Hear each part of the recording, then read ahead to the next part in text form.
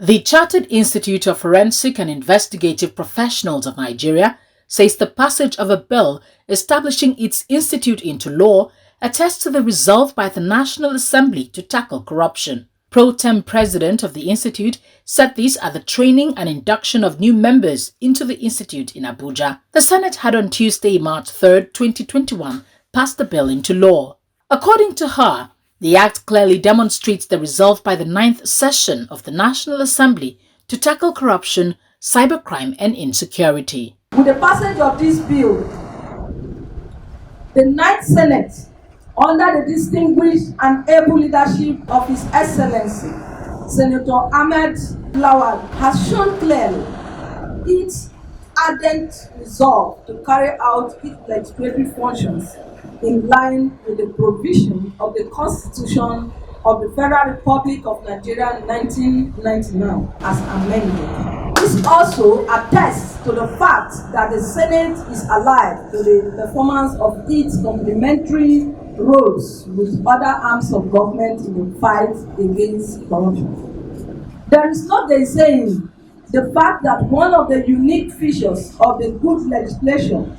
lies in its capacity to understand the dynamism of emerging developments in the globe and its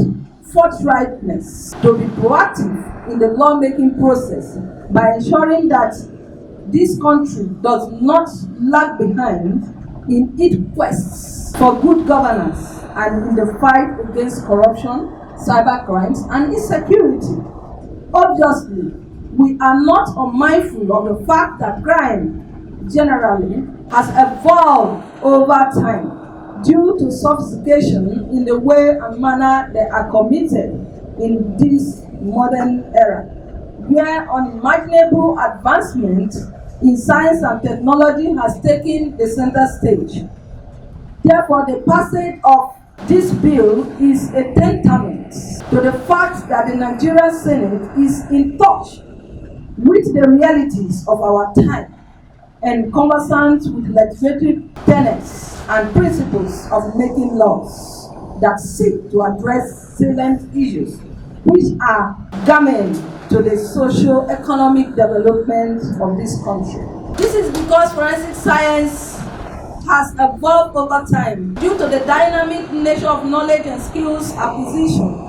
which can be technologically applied to detect, identify, and prosecute offenders of financial crimes and other fraud-related issues as against the orthodox practices, which has constrained robust investigations over the years. These new members have been inducted into the institute.